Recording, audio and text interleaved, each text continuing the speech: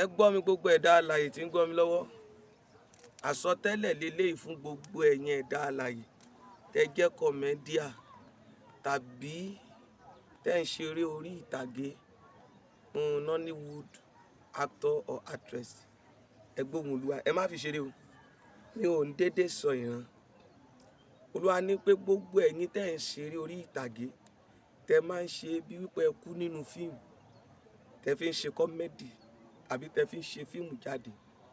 Adániwáyé ní kí n sọ fún yín wípé ẹ lọ ní àwẹ̀ ọjọ́ kan pẹ̀lú ìmọ́lẹ̀ white ẹyọ kan.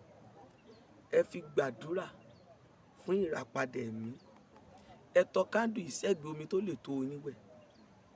Ẹ ka Psalm 35, ẹ ka Psalm 71, ẹ ka Psalm 24 sí ní ìgbà mẹ́ta. Bí ẹ bá ti kà, ẹ fi omi yìí wẹ̀ ní dédé alẹ́. Ẹ fi yíbí kúrò lórí yín. Olúwa pé ẹ lọ kọ́lẹ̀. Mo rí ìràwọ̀ méjì. Ó tún já before December 25. Mi ò sọ yìí láti sọ pé mo fi dẹ́rù bàyàn tàbí láti fẹ́ fi lórúkọ tàbí láti sọ wípé mo fẹ́ fi go viral. Ṣùgbọ́n mo sọ yìí gẹ́gẹ́ bí adániwáyé fi rán mi. Ìwọ tó bá wá rí ṣe, kíra rẹ kú oríire. Ìwọ tó dẹ̀ bá fẹ́ bú mi, ó kù sí ọ lọ́wọ́. Ṣùgbọ́n á wí nípa tèmi pé mo ṣe wọ̀n tí mo lè ṣe. Nítorí pé Ọlọ́run ló rán mi níṣẹ́, kì í ṣe ènìyàn. God bless you.